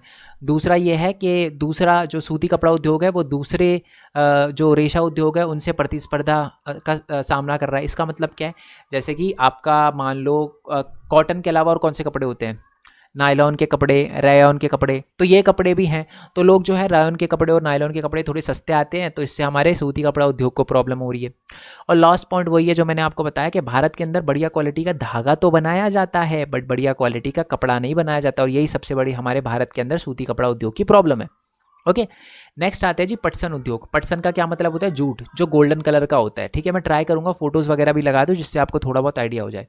पूरी दुनिया में सबसे ज़्यादा जो जूट है, जूट बोल सकता हूँ ना मैं इंग्लिश में, जूट बोल दूँ ना मैं, क्योंकि थोड़ा मेरे लिए इजी होगा, पटसन बाद में बोलूँगा ना तो पटसन से कब पर्यटन बन जाएगा पता नहीं चलता। तो जूट जो है पूरे वर्ल्ड में सबसे ज़्यादा इंडिया ही बनाता है या उगाता है। ठीक है, बट सबसे ज़्यादा जो जूट है वो दूसरी कंट्री में एक्सपोर्ट बांग्लादेश करता है। सर अब क्या क्या मतलब है इसका, मैं समझाता हूँ, बच्चे नीचे आ जाओ। इंडिया ना 100 किलो जूट उगाता है, लेट्स अज्यूम, एग्जांपल दे रहा हूँ मैं, बांग्लादेश 75 किलो, वैसे तो पता नहीं 75,000 करोड़ होगा, 75,000 किलो होगा, और ये भी 1 लाख किलो होगा, बट एग्जांपल दे रहा हूँ। इंडिया में अगर 100 kg जूट उग रहा है और बांग्लादेश में 75 kg जूट उग रहा है, तो दोनों में से ज़्यादा कौन उगा रहा है? भारत। पूरे वर्ल्ड में सबसे ज़्यादा जूट यानी पटसन कहाँ उगाया जाता है? भारत में उगाया जाता है। पर हम क्या करते हैं, उसमें से ज़्यादातर जो जूट है, ज़्यादातर जो पटसन है वो खुद ही यूज़ कर लेते हैं, और सिर्फ 25 किलो ही दूसरे देश में भेज पाते हैं। पर बांग्लादेश छोटा देश है, इतना ज़्यादा यूज़ नहीं कर पाता, तो वो 50 kg भेजता है। तो इसका क्या मतलब है? इसका मतलब ये है कि भारत जो है वो सबसे ज़्यादा बड़ा प्रोड्यूसर तो है, बट फिर भी दूसरे देशों में कम भेज पाता है। बट बांग्लादेश जो है सेकंड नंबर पे आता है, बट वो फिर भी सबसे ज़्यादा दूसरे देशों में भेज पाता है हमारा जूट या पटसन। ठीक है, ओके, ये मैं आपको बता दूं, पहले ना एक्चुअल में जब भारत जो है टूटा नहीं था 1947 से पहले ना, क्योंकि आपको पता है बांग्लादेश भी भारत के अंदर आता था, तो उस समय तो हमारा जूट का उत्पादन बहुत ही ज़्यादा था। क्यों? क्योंकि बांग्लादेश और भारत दोनों मिलकर बेचते थे, एक ही था बेसिकली, हमारा भारत के अंदर ही था बांग्लादेश, है ना, तो यही बात लिखी हुई है। ओके, बट जब फिर देश टूट गया तो उसके बाद फिर ज़्यादातर जो है वो कॉटन की, जो हमारी जूट की फैक्ट्रीज़ हैं वो हमारे बांग्लादेश में चली गई। ठीक है, चलो अब ये बात लिखी हुई है कि भारत में ज़्यादातर पटसन उद्योग यानी जो हमारा ये जूट की इंडस्ट्री है ना, वो आपको हुगली रिवर के पास वेस्ट बंगाल में एक रिवर है जिसका नाम है हुगली रिवर। हुगली रिवर के पास ही ज़्यादातर आपको जूट की फैक्ट्रीज देखने के लिए मिलेगी। रीज़न क्या है? क्योंकि वहाँ पर पहली बात तो जूट ज़्यादा उगाया जाता है। आपसे अगर एग्जाम में पूछा जाए कि जूट सबसे ज़्यादा कहाँ उगाया जाता है भारत में, तो वो है वेस्ट बंगाल। तो वेस्ट बंगाल में सबसे ज़्यादा जूट उगाया जाता है, ठीक है। तो इसकी वजह से वहाँ पर जूट की फैक्ट्रीज़ हैं, क्योंकि हमने देखा था जहाँ पर कच्चा माल मिलता है वहीं पर फैक्ट्री लगाई जाती है। तो कच्चा माल पटसन के उद्योग में क्या है? हमारा पटसन ही है। तो पटसन कहाँ उगाया जाता है? हमारे वेस्ट बंगाल में। नेक्स्ट है जी सस्ता जल परिवहन। आपको पता है वेस्ट बंगाल के नीचे क्या है? बंगाल की खाड़ी, और बंगाल की खाड़ी से दूसरे देशों के अंदर भेजना बहुत आसान होता है। तो इसके लिए भी बेसिकली हमारा पटसन उद्योग जो है वेस्ट बंगाल में थोड़ा ज़्यादा पटसन की फैक्ट्री वगैरह देखने के लिए मिलती है। नेक्स्ट यहाँ पर रेल और जल परिवहन, ये भी बहुत जल परिवहन का जाल वगैरह ये सारी की सारी सस्ती है, ठीक है, ये फ़ायदा होता है। नेक्स्ट है कि कच्चा जो पटसन होता है, ठीक है, मैंने बोला था ना पर्यटन हो जाएगा धीरे धीरे पटसन का। तो जो कच्चा जूट है ना, उसको संसाधित करने के लिए यानी उगाने के लिए हमको प्रचुर मात्रा में जल चाहिए होता है, जो कि हुगली रिवर दे देती है। तो ये भी इसीलिए वजह से ज़्यादातर हमें हुगली रिवर के पास ही जूट की फैक्ट्रीज देखने के लिए मिलती है। और नेक्स्ट है कि बिहार, उड़ीसा, यूपी से आने वाले जो सस्ते श्रमिक होते हैं ना, वो भी उपलब्ध हो जाते हैं, सस्ते में काम करने के लिए रेडी हो जाते हैं। और हमारी हुगली रिवर के पास यानी कोलकाता के अंदर है ना, हमारी बिल्कुल हुगली रिवर के पास ही है कोलकाता, वो एक नगर केंद्रीय वो भी देता है, आप कह सकते हो कि फैसिलिटी देता है, बेनिफिट देता है। जैसे कोलकाता के अंदर बैंक वगैरह मिल जाएंगे, जो फैक्ट्री लगाने के लिए आपको लोन वगैरह दे देंगे, इंश्योरेंस वगैरह मिल जाएगा यानी बीमा वगैरह मिल जाएगा आपको, ठीक है। और जूट निर्यात करने के लिए आपको पोर्ट वगैरह, पतन वगैरह भी मिल जाएगा, तो इसकी सुविधा भी मिल जाती है। तो इस वजह से भी ज़्यादातर आपको जूट इंडस्ट्री आपके हुगली रिवर के पास देखने के लिए मिलती है। इंडिया में सबसे पहले जूट की फैक्ट्री कहाँ लगाई गई थी? इंडिया में सबसे पहले जूट की फैक्ट्री लगाई गई थी हमारी रिशरा में। रिशरा कोलकाता के अंदर है, 1855 में लगाई गई थी, ठीक है। चलो अब आते हैं नेक्स्ट पे। पर्यटन जो पटसन इंडस्ट्री है फिर से पर्यटन हो गया ना। तो जूट जो है ना, जूट उद्योग जो है वो कुछ प्रॉब्लम फेस कर रहा है। क्या क्या प्रॉब्लम फेस कर रहा है? पहला तो जूट जो आता है महंगा आता है। दूसरा, जो हमारा बांग्लादेश है ना, वो ब्राज़ील में, फिलीपींस में, मिस्र में, थाईलैंड में ज़्यादा भेज रहा है, जिससे हमको प्रॉब्लम हो रही है। हम ज़्यादा जो है वो भेज नहीं पा रहे, जो अपना पटसन है यानी जूट, हमको ज़्यादा भेजना चाहिए क्योंकि हम ज़्यादा उगाते हैं। बट बांग्लादेश धीरे धीरे ब्राज़ील को कह रहा है हम बेचेंगे, हमारा खरीदो, भारत का मत खरीदो। तो ये एक बहुत बड़ी प्रॉब्लम है, यानी प्रतिस्पर्धा फेस करनी पड़ रही है। और लास्ट पॉइंट है वैकल्पिक वस्तुओं का होना। आज जैसे जूट के बैग आते हैं, लोग जूट का बैग छोड़ के प्लास्टिक बैग खरीदते हैं, वो सस्ता आता है, तो ये भी एक बहुत बड़ी प्रॉब्लम है, यानी लोग वैकल्पिक ऑप्शन पे जा रहे हैं। नेक्स्ट है कि भारत में जूट उत्पादन बढ़ने के लिए, अच्छा भारत में देखो आपको पता है जूट का उत्पादन धीरे धीरे कम हो रहा है। तो जूट का उत्पादन बढ़ाने के लिए भारत ने क्या किया है? तो जूट का उत्पादन बढ़ाने के लिए भारत ने 2005 में एक पॉलिसी लेकर आया था जिसका नाम था राष्ट्रीय जूट नीति, जिसको कहते हैं नेशनल जूट पॉलिसी 2005, जिसका उद्देश्य यही था कि भारत के अंदर जूट का उत्पादन बढ़ाना है, ठीक है। नेक्स्ट आते हैं जी चीनी उद्योग पे। चीनी उद्योग भी क्या है? चीनी उद्योग भी एक तरह का हमारा कृषि आधारित उद्योग है। कृषि आधारित उद्योग क्यों है? क्योंकि चीनी बनाने के लिए गन्ना चाहिए, गन्ना कहाँ पर उगता है? खेतों में उगता है, तो इसलिए चीनी उद्योग भी एक तरह का कृषि आधारित उद्योग है। पहली बात यही लिखी हुई है कि कृषि आधारित उद्योग है, ठीक है। चलो इससे क्या क्या, अब पूरी दुनिया में सबसे ज़्यादा गन्ना कहाँ उगाया जाता है? आप मेरे को नीचे कमेंट बॉक्स से बताना। सेकंड नंबर पे जो गन्ना है सबसे ज़्यादा इंडिया में उगाया जाता है, और इंडिया में भी सबसे ज़्यादा गन्ना यूपी के अंदर उगाया जाता है, ठीक है। गन्ने से क्या बनता है? गुड़ वगैरह भी बनता है, खांडसरी भी बनती है, और भी बहुत सारी चीज़ें वगैरह बनती है भारत के अंदर, ठीक है। इंडिया के अंदर जितनी भी शुगर की फैक्ट्री है ना, वो आपको यूपी में मिलेगी। अब आप बोलोगे सर यूपी में क्यों मिलेगी? सिंपल है, मैंने अभी बताया क्योंकि यूपी के अंदर ज़्यादातर गन्ना उगाया जाता है। तो ना गन्ने की खासियत होती है, गन्ने में ना कंटेंट होता है जिसको कहते हैं सुक्रोस। क्या कहते हैं? सुक्रोस। साइंस में, साइंस अगर आपकी इंग्लिश में होगी तो आपने पढ़ा होगा, सुक्रोस नाम का एक कंटेंट होता है, ये देखो लिखा भी है सुक्रोस, ठीक है। सुक्रोज की खासियत होती है जैसे जैसे जो गन्ने का अगर आप काट दो ना, तो सुक्रोज कंटेंट है ना धीरे धीरे कम होने लगता है, ठीक है। और अगर सुक्रोज कंटेंट बिल्कुल ही खत्म हो जाए ना, तो गन्ना कड़वा हो जाता है। मान लो मैंने गन्ना काटा, ठीक है, और उसको फैक्ट्री में भेजने से पहले गन्ना कड़वा हो गया, तो चीनी भी कड़वी बनेगी, तो फायदा नहीं है, ठीक है। तो इसलिए क्या होता है कि ट्रांसपोर्ट में ज़्यादा टाइम ना लगे, इसलिए क्या होता है जहाँ खेत होता है ना वहीं फैक्ट्री लगा देते हैं पास में। तो इसलिए ज़्यादातर हमारी जो फैक्ट्री है, क्योंकि गन्ना ज़्यादातर यूपी में उगाया जाता है, इसलिए 60% से ज़्यादा जो है हमारी चीनी की मिल है वो भी आपको उत्तर प्रदेश या बिहार में देखने के लिए मिलेगी, ठीक है, क्योंकि वहाँ पर ज़्यादा गन्ना उगाया जाता है, ओके। और आपको पता है कि जो हमारा गन्ना है वो मौसमी है। मौसमी का मतलब क्या है? मौसमी का मतलब ये है कि आपको पता है बारिश के सीज़न में गन्ना उगाया जाता है, ठीक है। और वो एक सहकारी क्षेत्र में आता है। सहकारी क्षेत्र मैंने ऊपर देखा था ना, बेसिकली जो गन्ना उगाने वाले हैं जब वही चीनी की फैक्ट्री खोल ले तो वो एक सहकारी क्षेत्र उद्योग हो गया। है ना, मैंने बताया था आपको, ऊपर हमने देखा था। ठीक है, जब हमने ओनरशिप की बात करी थी कि ओनरशिप के अकॉर्डिंग जो होती है उद्योग कितने टाइप में बटे हुए होते हैं, तो हमने देखा था निजी देखा था, सार्वजनिक उद्योग देखा था, है ना, और उसके बाद हमने देखा था कि जो दोनों मिलकर चलाते हैं, है ना, उसके बाद हमने देखा था सहकारी उद्योग, जो बेसिकली वो लोग चलाते हैं जो रॉ मटेरियल लेकर आते हैं, जैसे गन्ना बनाने वाले, गन्ना उगाने वाले ने ही अपनी चीनी की फैक्ट्री लगा ली। ठीक है, मैं बहुत तेज़ बोल रहा हूँ, अगर आपको लगे मैं बहुत ज़्यादा तेज़ बोल रहा हूँ तो आप स्पीड थोड़ी सी स्लो कर लेना। ठीक है, नेक्स्ट है, पिछले कुछ वर्षों में इन मिलों की संख्या जो है दक्षिण और पश्चिम राज्यों में भी विशेषकर महाराष्ट्र में बढ़ी है। इसका कारण यह है कि वहां पर अनुकूल जलवायु और सहकारी समितियों ने इन राज्यों में सफल होना है। ओके, इसका मतलब क्या है, पहले ज़्यादातर गन्ने की जो फैक्ट्री है, वो मैंने चीनी की फैक्ट्री कहाँ बताई थी, यूपी में, है ना, बट धीरे धीरे आज जो है वो चीनी की फैक्ट्रियाँ जो है वो महाराष्ट्र में भी लगने लग गई है, क्योंकि धीरे धीरे जो है वो गन्ना जो है वो आपका हमारे महाराष्ट्र में भी अच्छा खासा उगाया जा रहा है। और वहाँ पर भी क्या है, क्योंकि गन्ने को ज़्यादा पानी चाहिए, तो पानी नॉर्मली बारिश के थ्रू नहीं, बट खेतों में पानी ऐसे ही डाला जा रहा है जिससे गन्ना उगाया जा सके। और वहाँ पर आपको पता ही है, गन्ने के अंदर अगर महाराष्ट्र की बात करें तो महाराष्ट्र के अंदर तो हमारा जो सहकारी समिति है वो बहुत ज़्यादा सफल है। तो इसके लिए, और आपको पता है गन्ना जो है वो एक सहकारी क्षेत्र का ही उद्योग है ना। गन्ना ज़्यादातर बेसिकली गन्ने की फैक्ट्री या चीनी की फैक्ट्री, गन्ने की फैक्ट्री नहीं, चीनी की फैक्ट्री बेसिकली वही लोग लगाते हैं जिनकी गन्ने का खेत होता है। तो ऐसा हमारे महाराष्ट्र में होता है पहले से ही, तो इसलिए आप कह सकते हो कि महाराष्ट्र के अंदर जो चीनी की फैक्ट्री है वो ज़्यादा लगने लग गई है। हमारी चीनी की फैक्ट्री भी है ना, बहुत सारी प्रॉब्लम फेस कर रही है। क्या क्या प्रॉब्लम फेस कर रही है? पहला तो पुरानी मशीनें, आज भी गन्ने से चीनी बनाने के लिए हम पुरानी मशीनों का यूज़ कर रहे हैं, पुरानी तकनीकें हैं, है ना। और गन्ना जो होता है वो कुछ ही टाइम के लिए उगता है, एक अल्पकालिक उद्योग है। इसका मतलब है गन्ना आपको पता है सिर्फ बारिश के सीज़न में उगता है, तो ये एक बहुत बड़ी प्रॉब्लम है गन्ने की। गन्ने से चीनी बनाने के लिए आज हम पुरानी टेक्नोलॉजी का यूज़ कर रहे हैं, ये भी प्रॉब्लम है। नेक्स्ट है कि हमारा परिवहन भी इतना अच्छा नहीं है, ट्रांसपोर्ट इतना अच्छा नहीं है, जिसकी वजह से हम गन्ना टाइम पे फैक्ट्री के अंदर नहीं बेच पाते। और लास्ट है खोई, जिसको हम कहते हैं बैगेसिस का मतलब है जैसे कि मान लो आपने गन्ने से चीनी बना दी, तो जो गन्ना है, गन्ने का रॉ मटेरियल बचेगा, तो उस रॉ मटेरियल को हम ढंग से यूज़ नहीं कर पाते। तो ये भी एक बहुत बड़ी प्रॉब्लम है। उस रॉ मटेरियल को हमें खेतों में खाद की तरह यूज़ करना चाहिए, बट हम नहीं कर पाते अभी, ज़्यादा बड़े लेवल पे उसको कचरे में फेंक देते हैं। तो ये एक बहुत बड़ी प्रॉब्लम है। ठीक है जी, ओके जी। अब आते हैं जी हमारे नेक्स्ट वाले पार्ट पे, जो कि है खनिज आधारित उद्योग। खनिज आधारित उद्योग क्या होते हैं? सिंपल है, खनिज आधारित उद्योग वो उद्योग होते हैं जिनका कच्चा माल खेतों से नहीं आता। ठीक है, जैसे कि लोहा और इस्पात उद्योग। अच्छा, लोहा और इस्पात उद्योग यानी लोहे की फैक्ट्री में क्या चाहिए? रॉ मटेरियल क्या है? लोहा। अब लोहा कहाँ से आता है? लोहा क्या खेतों में उगता? नहीं, लोहा जो है वो ज़मीन के अंदर से निकाला जाता है। यानी लोहा और इस्पात उद्योग में जो है वो हमारा जो आयरन होता है या जो हमारा लोहा होता है, आयरन और स्टील होता है, वो बेसिकली ज़मीन के अंदर से निकाला जाता है। तो इसलिए लोहा और इस्पात उद्योग हमारा क्या है? वो हमारा एक खनिज आधारित उद्योग है। ठीक है, और लोहा और इस्पात आपको पता ही है, जैसे मैंने आपको बता दिया था, एक आधारभूत उद्योग भी है। आधारभूत उद्योग क्या होता है?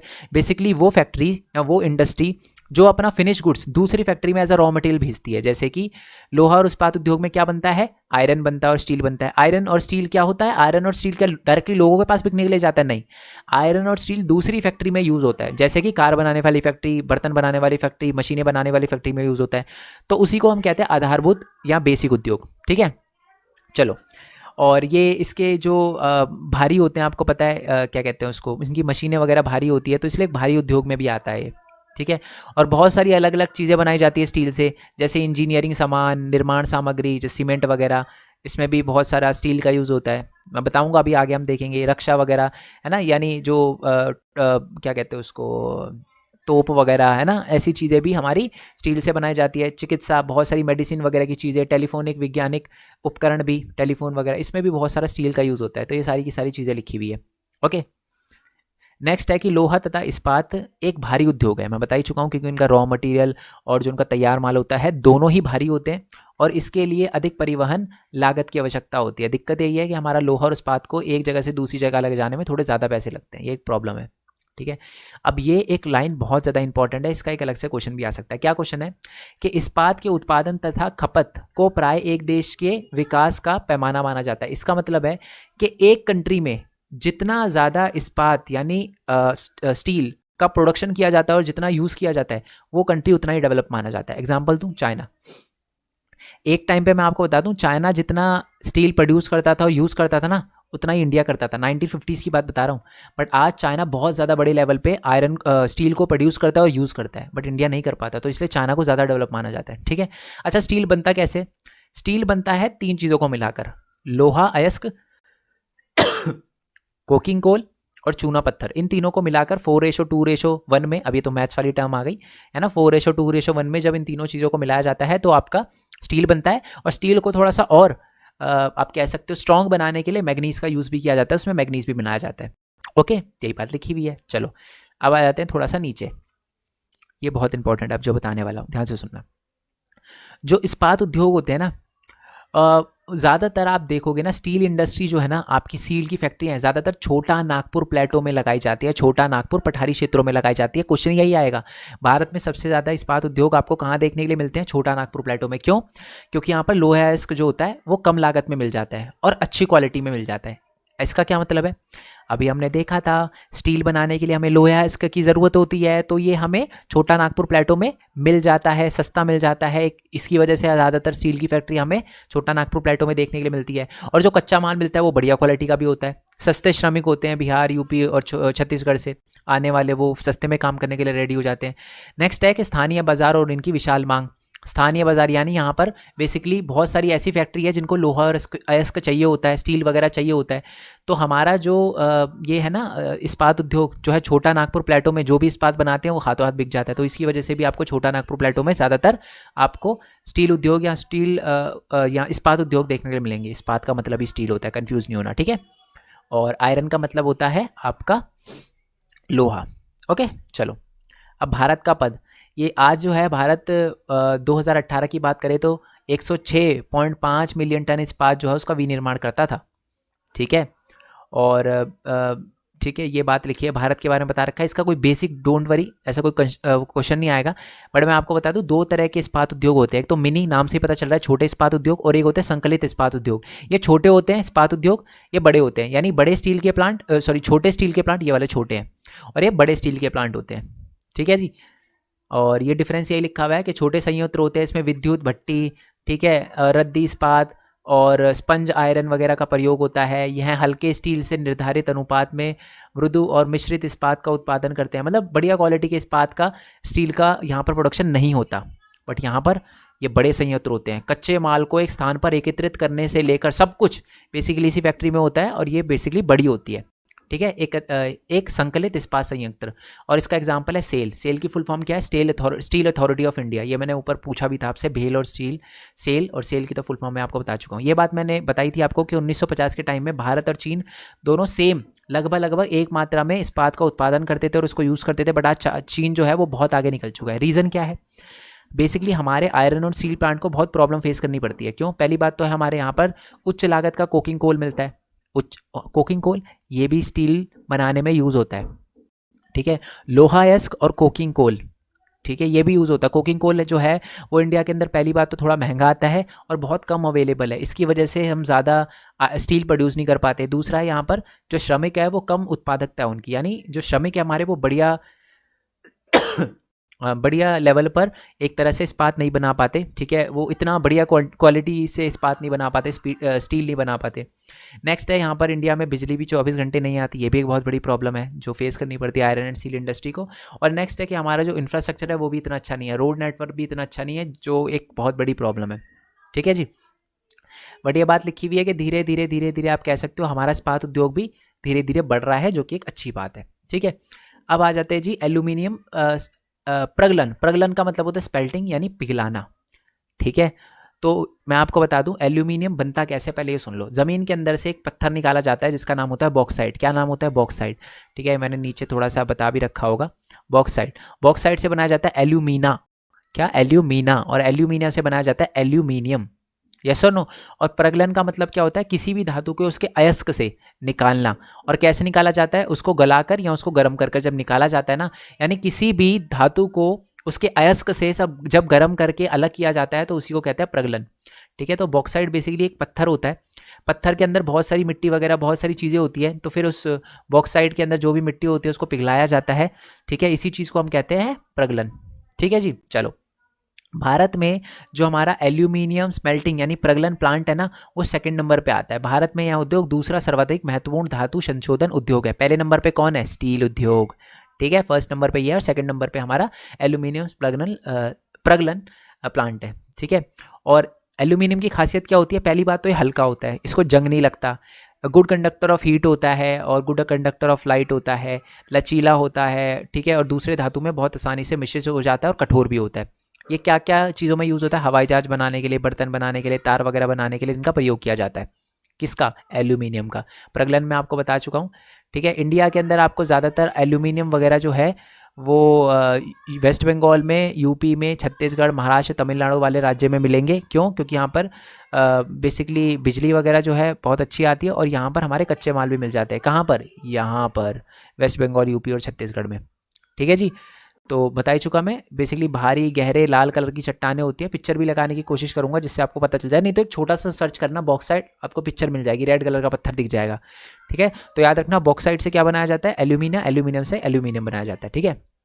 चलो अब आते हैं जी रसायन उद्योग यानी केमिकल इंडस्ट्री। तो मैं आपको बता दूं केमिकल इंडस्ट्री जो है ना भारत में बहुत तेज़ी से फैल रही है और ये जो है ना वो बहुत डाइवर्सिफाइंग है। मैं आपको बता दूं जीडीपी का 3% हिस्सा जो होता है वो केमिकल इंडस्ट्री ही जनरेट करती है। अब केमिकल इंडस्ट्री की एक बात मैं आपको बता दूं, एशिया में हमारे भारत की केमिकल इंडस्ट्री का 3रा बड़ा स्थान है और पूरे विश्व में 12वां बड़ा स्थान है, जो कि एक बहुत बड़ी बात है, ठीक है।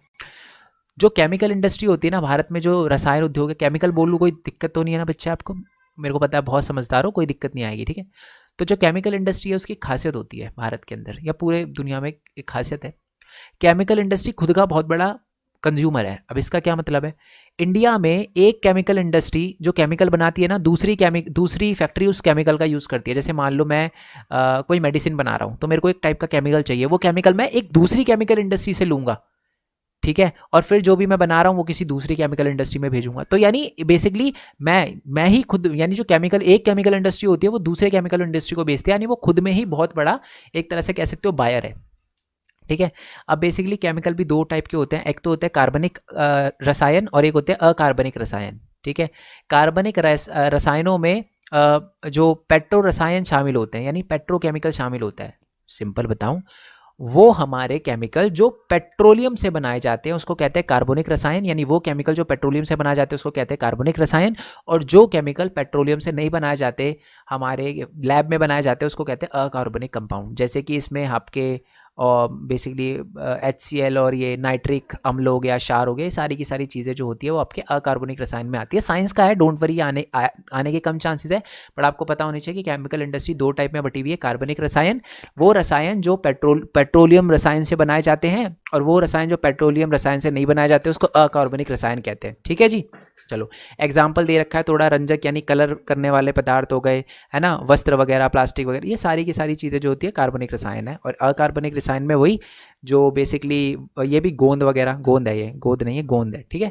चलो मतलब जो चिपकाने वाला होता है, ये बात मैं आपको पहले बता चुका हूँ कि रसायन उद्योग अपने आप में एक सबसे बड़ा उपभोक्ता भी है। मतलब एक रसायन उद्योग जो बनाता है दूसरे को बेच देता है, ठीक है।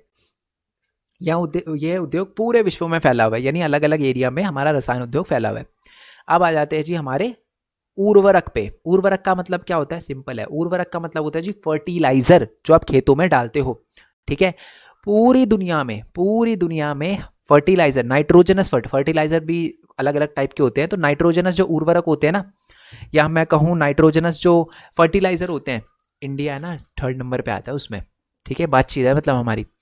तो उर्वरक उद्योग, नाइट्रोजनस उर्वरक जैसे यूरिया हो गया, फॉस्फेट हो गया, फॉस्फेट जो उर्वरक हो गए, एल्यूमिनियम फॉस्फेट हो गए, और मिश्रित उर्वरक हो गए, ये 3। अच्छा, इनको बनाने के लिए अलग अलग टाइप के जो, जैसे कि मैंने बताया नाइट्रोजनस उर्वरक, फॉस्फेट उर्वरक, ठीक है, अमोनिया फॉस्फेट उर्वरक और मिश्रित उर्वरक, इनको बनाने के लिए 3 इंपॉर्टेंट चीज़ें चाहिए। क्या? नाइट्रोजन, फॉस्फेट और पोटाश। हमारे भारत की एक दिक्कत है क्या, कि हमारे भारत में पोटाश नहीं मिलता, तो वो हमें दूसरी कंट्री से इंपोर्ट करवाना पड़ता है, मंगवाना पड़ता है। अब एक सिंपल क्वेश्चन पूछूंगा और अगर उसका आंसर आप कर पाए ना सोच कर, तो बच्चे आपको फुल मार्क्स लाने से कोई नहीं रोक सकता, मैं ये बात लिख कर दे सकता हूँ आपको, ठीक है।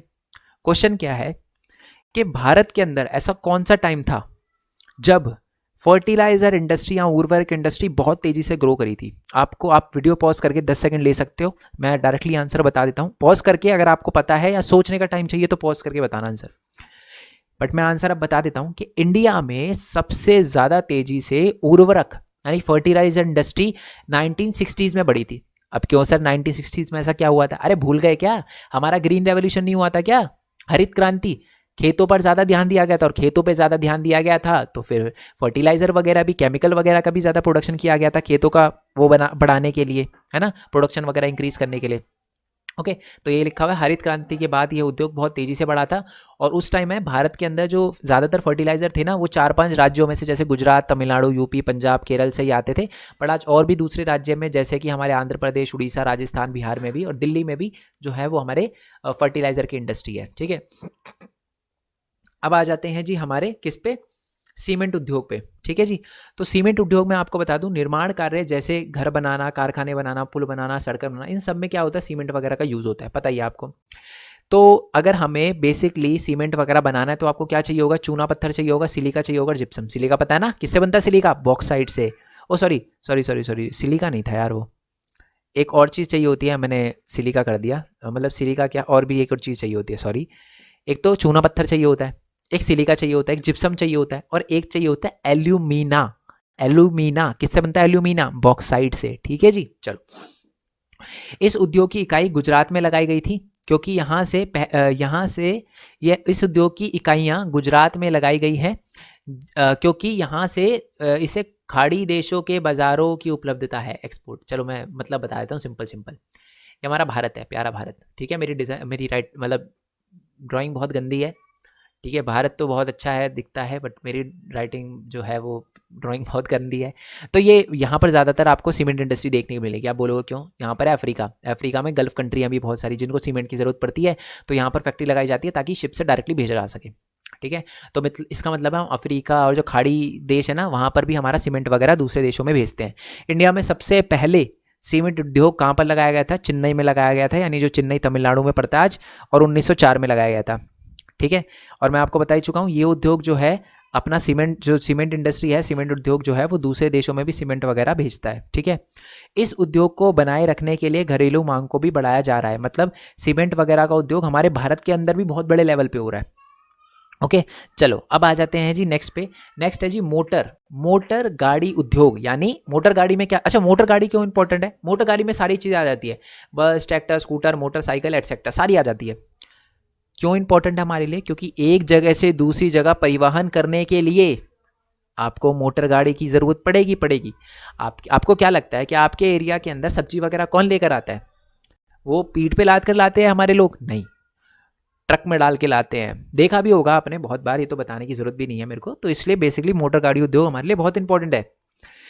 बेसिकली है ना, 1991 में एक उदारीकरण हुआ था। अगर आपने हमारे अर्थशास्त्र का पार्ट 4 वैश्वीकरण वाला पार्ट पढ़ा हो तो उसमें आपने पढ़ा होगा 1991 में हमारी सरकार ने, भारत की सरकार ने एक पॉलिसी अपनाई थी जिसका नाम था LPG, लिबरलाइजेशन, प्राइवेटाइजेशन, ग्लोबलाइजेशन। इसका सबसे ज़्यादा फायदा हमारे मोटर गाड़ी उद्योग को हुआ था, क्योंकि इसके बाद LPG के बाद 1991 के बाद है ना, बहुत सारी फॉरेन की कंपनियां भी इंडिया में आ गई थी, कार बनाने वाली कंपनियां। जैसे कि आप सुनते हो ना, रेनॉल्ट, डस्टर, किया, है ना, टोयोटा, होंडा, सुजुकी, ये पहले नहीं थी, बाद में आई है। यस और नो, तो ये बात लिखी हुई है। उदारीकरण के पश्चात नए और आधुनिक मॉडल के वाहन तथा बाजार की मांग बढ़ी, मतलब ये आधुनिक वाहन जो है भारत में आए और बाजारों की मांग भी बढ़ी। ठीक है, जिससे कार, 2 पहियों और जो 3 पहिया जो वाहन है उनमें भी वृद्धि हुई। आपको पता है ऑटो भी होते 3 पहियों वाले, तो यही बात लिखी हुई है। और ज़्यादातर हमें जो है वो कार बनाने वाली और जो हमारे मोटर गाड़ी उद्योग है ना, वो दिल्ली में, गुड़गांव में, मुंबई में, पुणे में, चेन्नई में, कोलकाता में देखने के लिए मिलते हैं। और भी और एरिया हैं, लखनऊ, इंदौर, हैदराबाद, जमशेदपुर अपने टाटा जी के नाम पे है, जमशेद जी टाटा। ठीक है, आज जो हमारे रतन टाटा जी हैं ना, वो इनके पोते हैं, जहाँ तक मेरे को पता है वो इनके पोते हैं। तो हमारे, आप सोच सकते हो, मतलब मतलब हमारे छत्तीसगढ़ है, झारखंड है शायद, झारखंड है, छत्तीसगढ़ है शायद, जहाँ तक मेरे को पता है। छत्तीसगढ़ में बेसिकली एक जगह ही है हमारे जमशेदपुर टाटा जी के नाम पे। कंट्रीब्यूशन बहुत है, मैं आपको बता दूँ, आपको पता ही है टाटा का, तो बताने की ज़रूरत नहीं है। अब आ जाते हैं जी हम सबसे इम्पोर्टेंट पे, सूचना प्रौद्योगिकी यानी IT सेक्टर, यानी इन कंप्यूटर सेक्टर बोल दूँ सीधा, कंप्यूटर IT यानी सूचना प्रौद्योगिकी में IT आता है। अगर जिन बच्चों का सब्जेक्ट होगा उनको तो पता ही होगा। और साथ में इलेक्ट्रॉनिक उद्योग भी। ठीक है, इलेक्ट्रॉनिक उद्योग में क्या सारी चीज़ें आ जाती है, ट्रांजिस्टर आ जाता है, टेलीविज़न, टेलीफोन, रेडार, कंप्यूटर, दूरसंचार, और भी बहुत सारी चीज़ें जो होती है वो हमारे इलेक्ट्रॉनिक उद्योग में आ जाती है। भारत के अंदर इलेक्ट्रॉनिक राजधानी, भारत की इलेक्ट्रॉनिक राजधानी पता है किसे कहा जाता है? बेंगलुरु। 1 मार्क्स में क्वेश्चन डिट्टो लिख लो। अच्छा, इस चैप्टर के एमसीक्यू भी मैं अपलोड करूंगा, ठीक है। देखो 1-1 मार्क्स के लिए तो 3-3 5-5 मार्क्स से तो हो गए, बट आप अगर 1 मार्क्स से क्वेश्चन भी कवर करना चाहते हो नीचे डिस्क्रिप्शन में मैं लिंक दे दूंगा, ठीक है। क्योंकि मैं जैसे ये मैंने 3 मार्क्स और 5 मार्क्स से क्वेश्चन की वीडियो तो बनाऊंगा ही बनाऊंगा, उसके बाद मैं एमसीक्यू की वीडियो भी बनाऊंगा, ठीक है। चलो, और बाकी जो आपका आईटी सेक्टर है, यानी मैंने और जैसे पता चल गया कि बेसिकली इलेक्ट्रॉनिक राजधानी भारत की क्या है? बेंगलुरु है। बट बेंगलुरु के अलावा भी और जगह पर इलेक्ट्रॉनिक आइटम बनाए जाते हैं, जैसे कि दिल्ली, मुंबई, हैदराबाद, पुणे, चेन्नई, कोलकाता, लखनऊ आदि, है ना। ये तो हो गया इलेक्ट्रॉनिक का। सर आईटी तो छोड़ ही दिया आपने, चलो जी आईटी की बात कर लेते हैं हम। तो भारत में जो सूचना प्रौद्योगिकी उद्योग है वो भी बहुत फल फूल रहा है, ठीक है। आज देखो आईटी सेक्टर बहुत तेज ग्रो कर रहा है, बहुत बड़े लेवल पे लोगों को रोजगार दे रहा है। और मैं आपको बता दूं, भारत के अंदर जो आईटी सेक्टर है ना, उसमें 30% तो लोग 30% जो है ना वर्क फोर्स, वो वुमेन्स है। तो एक तरह से आईटी सेक्टर में वुमेन्स का पार्टिसिपेशन भी बढ़ रहा है, ठीक है। और भारत भी एक तरह से बहुत सफल हार्डवेयर और सॉफ्टवेयर में बहुत सफल टेक्नोलॉजी जो है वो बहुत तेजी से डेवलप कर रहा है, ठीक है। और इस उद्योग का सार्वजनिक संकेंद्रीकरण बेंगलुरु, नोएडा, मुंबई, चेन्नई, हैदराबाद, पुणे में है। ये भी पता है आपको, जैसे कि इलेक्ट्रॉनिक कैपिटल, इलेक्ट्रॉनिक राजधानी भारत की क्या है? बेंगलुरु। और वैसे अगर मैं आईटी सेक्टर की भी बात करूं, सूचना प्रौद्योगिकी की बात करूं, तो उसमें भी बेंगलुरु, नोएडा, मुंबई, चेन्नई, हैदराबाद, पुणे आता है। पिछले 2-3 सालों से, कोविड को हटा दे तो उससे पहले के 2-3 सालों में जो हमारा आईटी सेक्टर है ना, बहुत तेज़ी से ग्रो हुआ है, बहुत तेज़ी से ग्रो हुआ है, ठीक है। हम क्या करते हैं, अपने सॉफ्टवेयर बनाते हैं, अमेरिका बोल रहा हूँ अमेरिका, कनाडा, है ना, यूरोपियन यूनियन, इन सब में क्या करते हैं, भेजते हैं, है ना। और जब इन कंट्री में भेजते हैं ना हमारे सॉफ्टवेयर वगैरह, तो उससे हमको पैसे मिलते हैं, है ना। तो बेसिकली इससे विदेशी मुद्रा भी आ रही है भारत के अंदर, ठीक है। अब लास्ट टॉपिक है जी औद्योगिक प्रदूषण। अब आपको पता ही है यार, औद्योगिक हमारे फैक्ट्रियों की हमने इतनी खासियत पढ़ ली कि जी देश की मुद्रा बढ़ती है, फॉरेन एक्सचेंज आता है, लोगों को जॉब। अब थोड़े नुकसान भी देख लेते हैं। सबसे बड़ा नुकसान हमारे फैक्ट्रियों का है प्रदूषण, इंडस्ट्रियल पॉल्यूशन। अब पॉल्यूशन कितने टाइप का होता है? वायु पॉल्यूशन, आपको पता है कि खेतों मतलब फैक्ट्रियों के अंदर चिमनी होती है, चिमनी से धुआं निकलता है, तो एक ये बहुत बड़ी प्रॉब्लम है, ठीक है। जो रसायन, कागज उद्योग होते हैं, ईंटों के भट्टे होते हैं, ये सब बड़े बड़े धुएं, बहुत ज़्यादा धुआं निकलता है, तो ये एक प्रॉब्लम है। दूसरा है जल प्रदूषण। आपको पता है जल प्रदूषण भी हो रहा है हमारा, है ना। बहुत सारी फैक्ट्री अपना जो गंद है वो सारा का सारा नदियों में भेज देती है, जिसकी वजह से नदियाँ जो है वो प्रदूषित हो रही है। नेक्स्ट है तापीय प्रदूषण। बहुत सारे बच्चे जल प्रदूषण और तापीय प्रदूषण में कंफ्यूज जाते हैं। जल प्रदूषण क्या होता है? जब आप गंदा पानी नदियों में डालो, उससे होता है जल प्रदूषण। तापीय प्रदूषण क्या होता है? जब आप गंदा प्लस गर्म पानी नदियों में डालो। अब सर इन दोनों में डिफरेंस क्या है मेजरली? देखो, जब आप गंदा पानी जो कि ठंडा है, जब आप गंदा पानी जो कि ठंडा है जब आप वो नदियों में डालते हो तो उससे नदी गंदी होती है, बट जो जानवर है नदियों में रहने वाली जो मछलियां वगैरह है उनको धीरे धीरे अफेक्ट पड़ता है, वो एकदम से नहीं मरती। बट तापीय प्रदूषण की वजह से जब एकदम से गर्म पानी आप नदियों में डालते हो तो उस टाइम जो भी मछलियां उसके कांटेक्ट में आती है सीधा मर जाती है। तो तापीय प्रदूषण थोड़ा ज़्यादा खतरनाक है, ठीक है। तो इसलिए बहुत सारी फैक्ट्री को ये भी बोला जाता है कि अगर आप केमिकल वगैरह पानी में भेज भी रहे हो ना तो उसे पहले ठंडा कर लो, क्यों मछलियां मार रहे हो, है ना। अच्छा, और ये भी बता रखा है जो हमारे न्यूक्लियर पावर प्लांट है उससे भी कहीं ना कहीं जो है कैंसर और रेडिएशन वगैरह बढ़ रहा है, ठीक है। और इससे क्या हो रहा है कि मुद्रा प्रदूषण और जल प्रदूषण भी हो रहा है, रेडिएशन से कैंसर वगैरह भी बढ़ रहा है ना। तो ये बात बता रखी है कि न्यूक्लियर पावर प्लांट से भी, जो हमारे न्यूक्लियर पावर प्लांट भी क्या है, एक तरह का मैन्युफैक्चरिंग इंडस्ट्री है, मैन्युफैक्चरिंग क्या कह सकते हो आप एक तरह से। तो उससे भी हमारे कैंसर वगैरह और ये सारी की सारी चीज़ें बढ़ने का बहुत ज़्यादा खतरा रहता है। अब क्वेश्चन आता है सर इसको कम कैसे कर सकते हैं? अच्छा, एक और होता है प्रदूषण, ध्वनि प्रदूषण। फैक्ट्री बहुत तेज़ आवाज़ करती है, फैक्ट्री के अंदर मशीन है, जिससे ध्वनि प्रदूषण होता है, जिससे क्या होता है हार्ट की प्रॉब्लम, ठीक है, बहुत ज़्यादा बढ़ जाती है। रक्तपात, गुस्सा, परेशानी, दिल में प्रॉब्लम, रक्तचाप, ब्लड प्रेशर बढ़ने लगता है। तो ये अलग अलग बीमारी आप नोटिस भी करोगे, ज़्यादातर लोगों को हार्ट की प्रॉब्लम बहुत ज़्यादा होने लग गई है, बहुत ज़्यादा लोगों की डेथ हो जाती है बिकॉज ऑफ हार्ट कंडीशन। पर्यावरण निम्नीकरण के रोकथाम। अब आप ये बताओ सर, पर्यावरण के नुकसान तो देख लिए, अब इसको रोकने के लिए कर क्या सकते हैं? पहला है जी, कारखानों के ऊपर क्या लगा दो आप, कारखानों द्वारा निष्कासित 1 लीटर अपशिष्ट से लगभग 8 गुना स्वच्छ जल दूषित होता है। ये बता रखा है कि अगर आपने एक लीटर गंदा पानी निकाला है ना, 1 लीटर कूड़ा है, उसकी वजह से आप 8 लीटर साफ पानी गंदा कर दोगे। तो इसलिए उनको बचाना इंपॉर्टेंट है। तो आप कैसे कैसे बचा सकते हैं, पॉइंट लिखे हुए हैं। पहला है कि विभिन्न प्रक्रिया से पहली बात तो ये लिखी हुई है कि आप ज़्यादा से ज़्यादा क्या करो, पानी को पुनर्उपयोग करने की कोशिश करो, ताकि अगर पानी गंदा भी हो तो उसका बार बार यूज़ हो सके और पानी अच्छे से उपयोग हो सके। नेक्स्ट है कि आप जो भी फैक्ट्रियाँ लगा रहे हो उसके ऊपर क्या करो, जल संग्रहण करो, बारिश का पानी इकट्ठा करो जिससे बारिश के पानी का यूज़ हो सके, ताकि जो नदियों का पानी है, जो साफ पानी है, वो ज़्यादा यूज़ ना हो सके, है ना, ताकि उसको नुकसान ना हो, बारिश के पानी को यूज़ करो, ये वो बात लिखी हुई है। नेक्स्ट है नदियों व तालाबों में जो गर्म पानी जो आप डालते हो ना उसको पहले ठंडा कर लो, ठीक है, ओके। अब बेसिकली 3 स्टेप हैं जिससे आप नदियों को गंदा होने से बचा सकते हो। पहली बात तो ये है कि आप यांत्रिक संसाधनों का यानी मशीनों का यूज़ करके आप क्या कर सकते हो, जो भी बड़े बड़े केमिकल है या जो बड़े बड़े पदार्थ हैं पानी के अंदर, जैसे कि मान लो कोई केमिकल की डिब्बी हो गई तो उसको आप मशीनों से साइड कर लो, ये कर सकते हो। दूसरा जैविक प्रक्रिया से। अब ये बच्चे कन्फ्यूज हो जाते हैं, सर जैविक प्रक्रिया, नदियों को साफ करने के लिए जैविक प्रक्रिया, इसका क्या मतलब है? जैविक का मतलब तो सर बायोलॉजी होता है, सही पकड़े हैं, बायोलॉजी होता है। तो इससे आप नदियों को गंदा होने से कैसे बचा सकते हो? देखो, आपको पता है, शायद ना पता हो आपको, जापान के अंदर नालियों के अंदर, हमारी नालियों में तो आप सोच भी नहीं सकते, जापान में नालियों के अंदर मछलियां होती है, जानबूझकर डाली जाती है। क्यों? ताकि अगर किसी बंदे ने नालियों के अंदर मान लो कुछ वेजिटेबल वगैरह घेर दी, ये गलती से, वैसे तो मैं आपको बताता हूँ जापान के अंदर लोग थोड़े समझदार हैं, वो कूड़ा नहीं फेंकते नालियों में, हम तो भर भर के फेंकते हैं, है ना, केमिकल जो मर्जी फेंकने लग जाते हैं। बट जापान में क्या होता है, कुछ खाने पीने की अगर कुछ ऐसी चीज़ गलती से अगर नालियों में वो फेंक भी दे तो मछलियाँ उसको खा ले।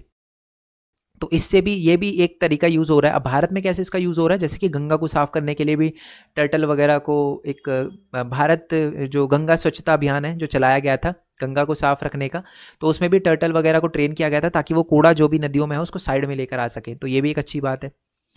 नेक्स्ट पॉइंट की बात करते हैं, जैविक, रासायनिक तथा भौतिक प्रक्रिया द्वारा तृतीयक शोधन। यानी तीसरा स्टेप क्या है, अब जैविक, रासायनिक और भौतिक प्रक्रिया, मतलब तीनों टेक्नोलॉजी का यूज करके कैसे भी आप पानी को साफ रखो।